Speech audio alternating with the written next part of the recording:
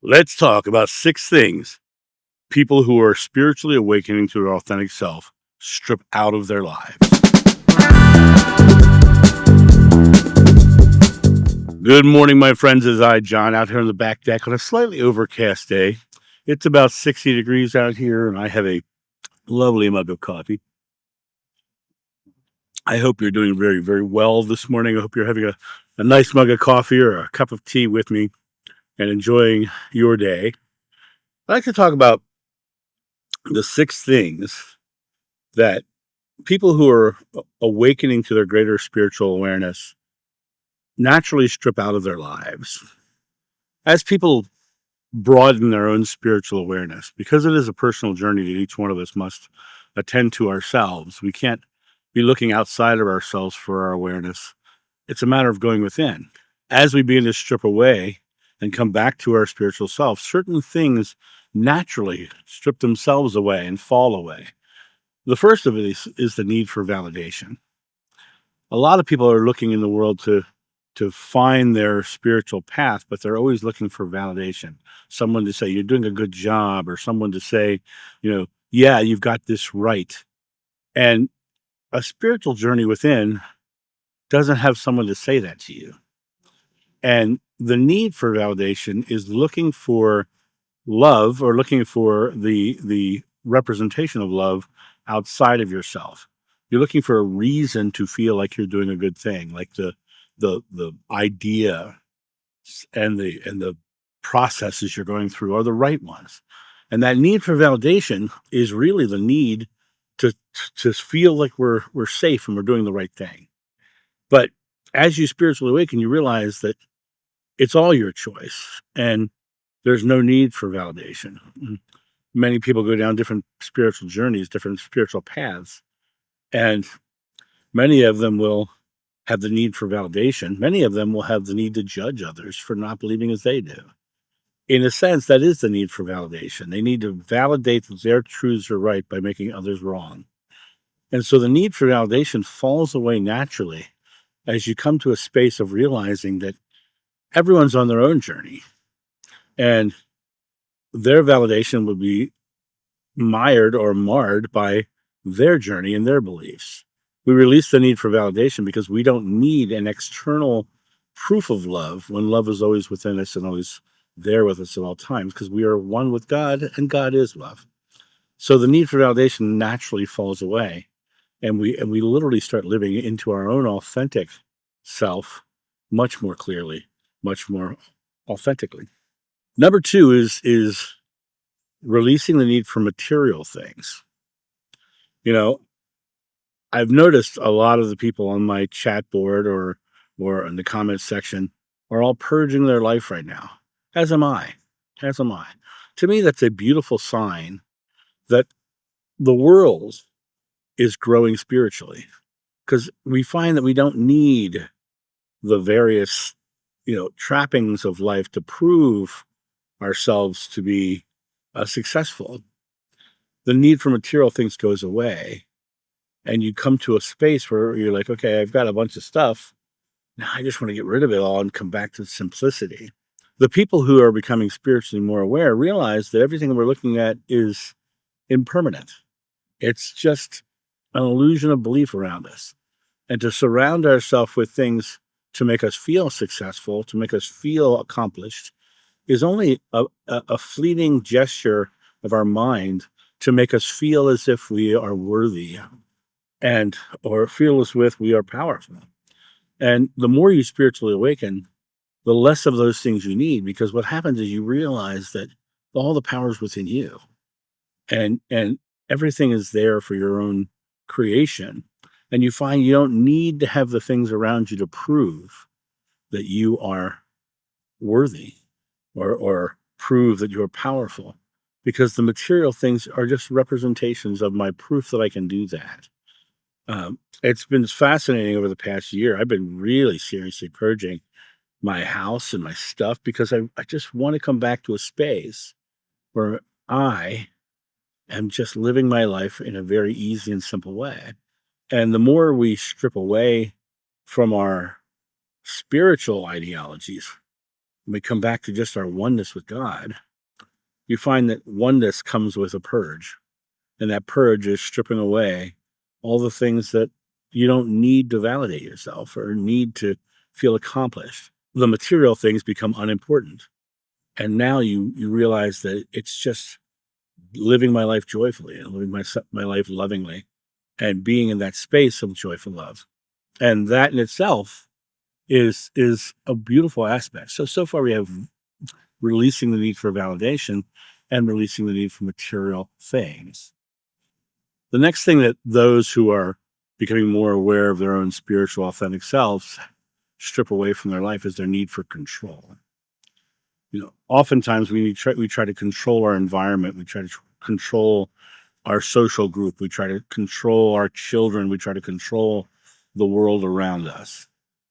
And that need for control stems from the idea of needing to be powerful.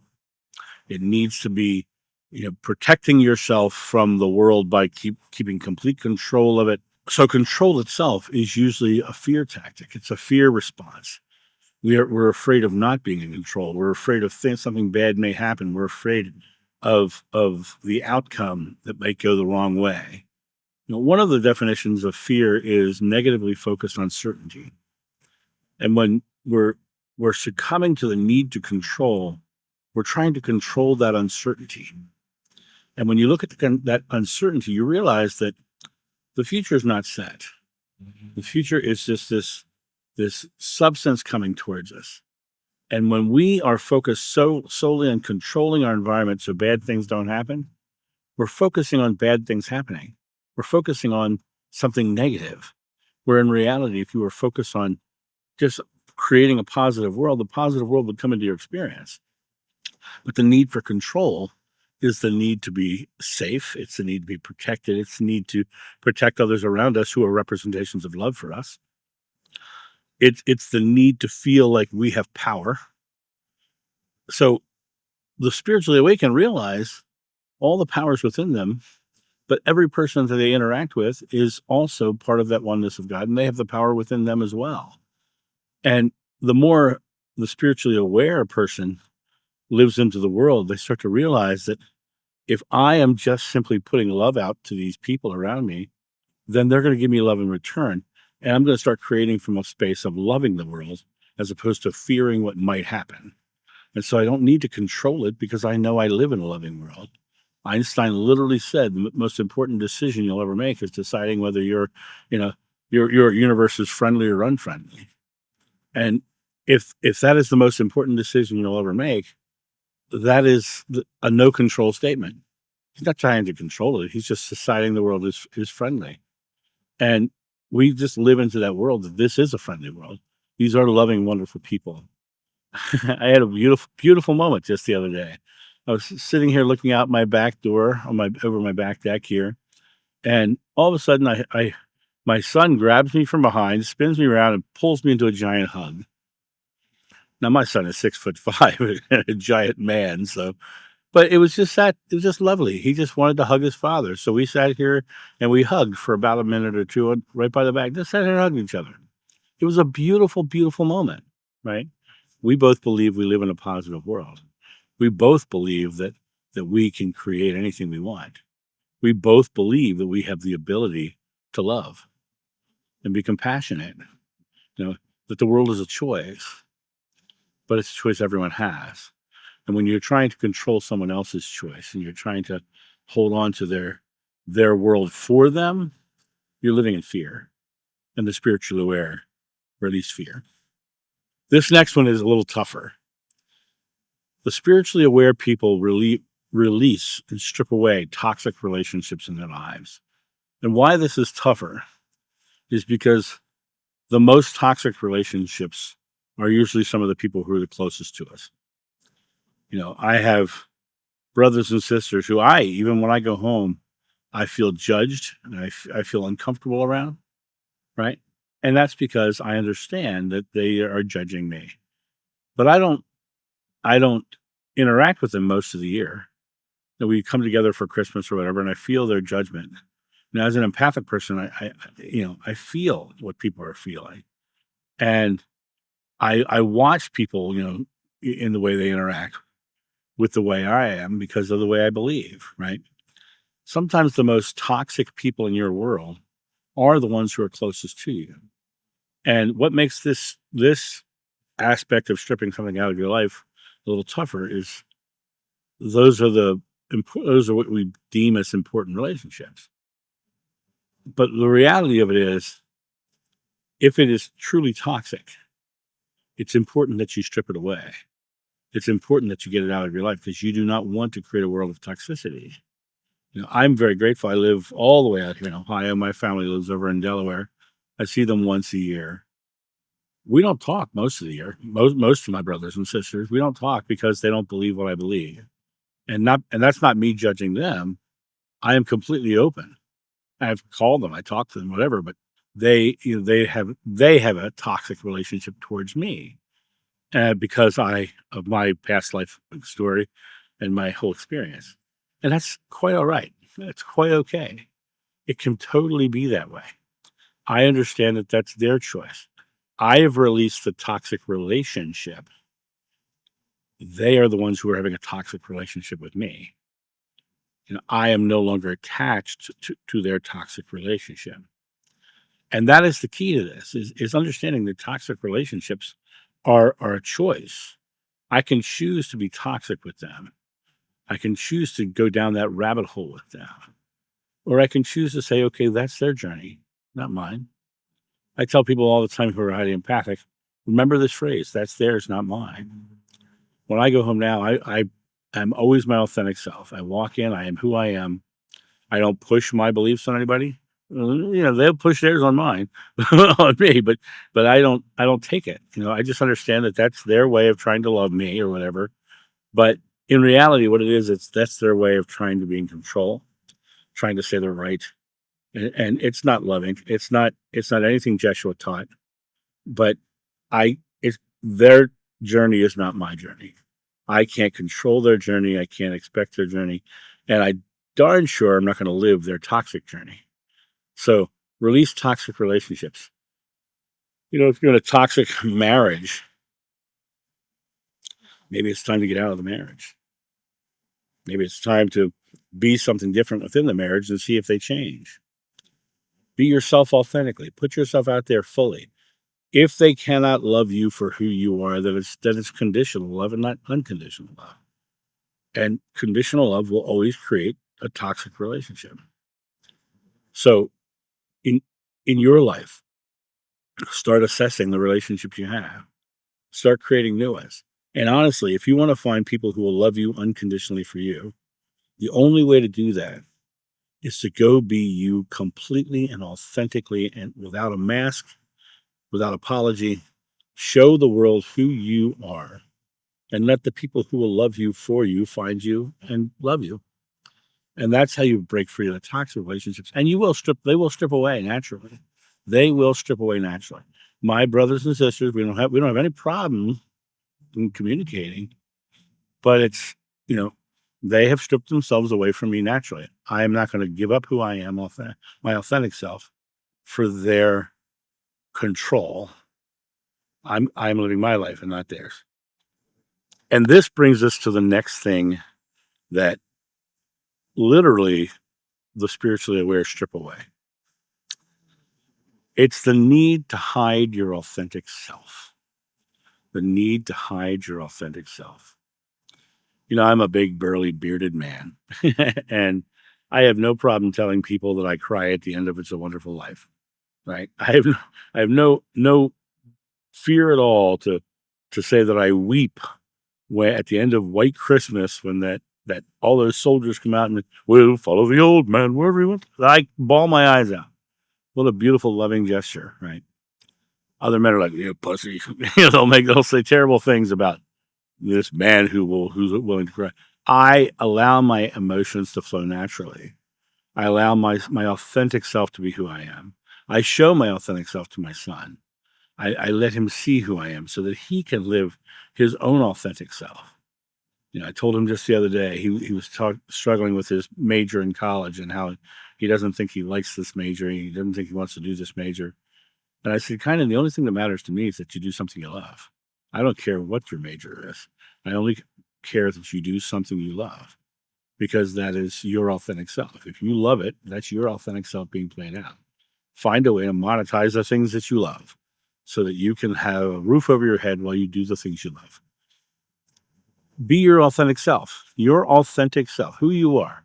And you find out who you are when you go home, when you're away from people, when you go to work, you put on a mask of I am this employee and I have to be this certain way. And then you go to your social group and you put on a whole different mask. You may be a little bit less masked, but you have a whole different mask because you're in a hierarchy of the social structure. And then you go home and you exhale. Why did you exhale? Because the masks you wear are based in fear. The masks you wear hold air in your body so that you'll literally be protected. You'll have a reserve to run away if you need to. The reason you walk home and you go, so good to be home, is because you are not being your authentic self out in the world. That exhale is your release of fear of being out in the world. If you can walk through the world without that fear, if you can walk through the world just feeling yourself get stressed and exhale, saying what you believe, putting your thoughts out there, the more you put your thoughts out there, the more the people who aren't in alignment with you go away. I can't tell you the amount of jobs I've quit because the owners I didn't believe were all morally in alignment with my morals. And so I literally like I see them, you know, screwing people over and I just can't be a part of it, right? But my authentic self says I gotta go. And so I get up and go, right? And it's been an interesting life, but the more I've stayed true to my authentic self, the more I've lived into my authentic self, the more I've had the ability to literally create a life and a world that is totally in alignment with my authentic self. I'm a 60-year-old man, and I've got this. I'm looking down at my driveway. There's a black truck down there that I bought. I told that story on here a long time ago. But what most of you don't know is I I gave that truck a Batman theme. I put little Batman logos on the side of it, and it's just a cool little truck. I'm a 60-year-old man. Why do I have Batman stuff in my truck? Because I'm being my authentic self. I like Batman, right? Right. My Jeep, which is in my garage, has a license plate that says Action Hero on it. And it's like when you look at it from that perspective of this guy's a 60-year-old guy, why? But that limitation that I'm a 60-year-old guy and I should be doing certain things is not my authentic self. I still wear Converse sneakers or Chuck Taylors for those of you who are from my age group, right? I still wear them. I'm sitting here wearing shorts. I wear shorts and Chuck Taylors and I walk around with my bald head and still feel like I'm 18, because I'm just living my authentic self. I'm living who I am. I'm living into a world where I'm enjoying my life and totally letting myself be seen. This whole channel, this whole YouTube channel is me speaking my truth. I'm unapologetic about my truth. When someone interviews me before they interview me on their channel, first thing I say to them, I'm a completely open book. And why is that? Because I have no fear of what I'm going to say. I have no fear of what's going to drop out of my mouth because I am living my truly authentic self. And so when you're becoming more and more spiritually aware, you'll discover that the more you are your fully authentic self, the more the world rewards you by giving you the things that are in alignment with your authentic self. When we put on masks, we're actually attracting people who are attracted to the masks, not the person. And so strip away all the idea that you don't need to be authentic and come back to the place of just being authentic.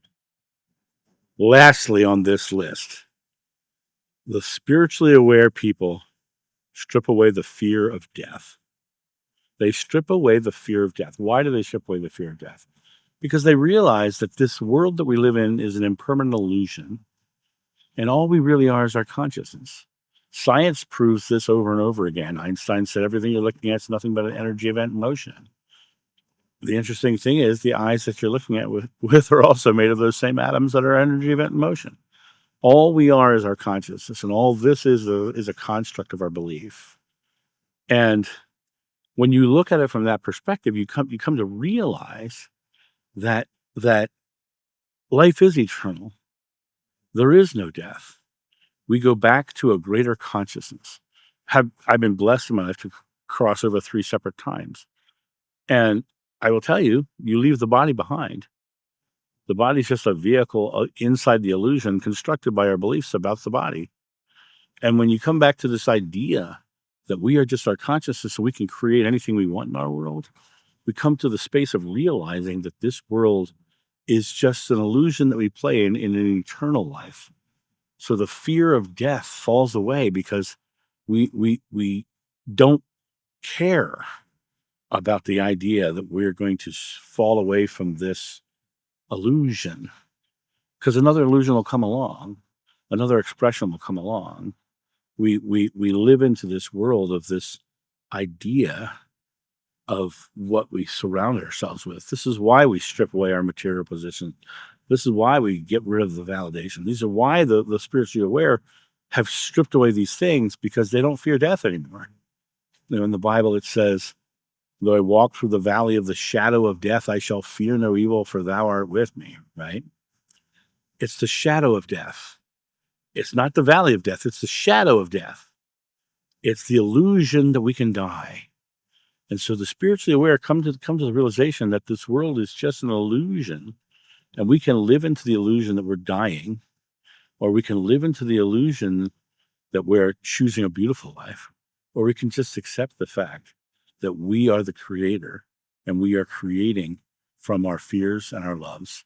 And the more you bring love to your present moment, and the more you take stock of what you're believing about your now, then you can create a world that is entirely different, entirely beautiful. And when you do that, what happens is your present moment becomes the most important moment. And when you think about it from this perspective, the past is done. There's nothing you can change back there. It's just a collection of memories about your present moment. And the future is just a place where you set goals for your next present moment. You never leave your present moment. You're always in the now. My friend Holly would say, you can't go to the store next Thursday right now. You are only here. And when you become fully spiritually aware, you realize what I'm doing here and now, what I'm choosing to believe and act upon now, putting my thoughts, words, and deeds in the present moment towards the next moment that comes into my reality will be the results of those beliefs. And so we choose to strip away this idea that we're dying, and we fully embrace the idea that we're living in the now. And when you fully embrace the idea that you're living in the now, your now will become glorious. It'll become beautiful. It will become an expression of love, and the world will surround you with things that resonate with that idea of your authentic self. You have no need for validation. You have no need for material possession. You have no need for control. All those things fall away because you understand that your present moment is the pinpoint of creation, and all the power is yours. And so the spiritually aware people strip these things out of their lives naturally, because they're becoming more and more aware that they are living fully in their present. And all of those other things are just external fears trying to validate or make us feel better about ourselves. But in reality, those are things that are outside of ourselves. That's the search for love. That's the search for all those things. But when you truly live permanently and beautifully in the now, you are literally releasing all those things, because those aren't rooted in the present moment. Live here now fully. And when you live here now fully and authentically, your world will represent that back to you. You guys have a great day, and I'll talk to you soon. See ya. Bye.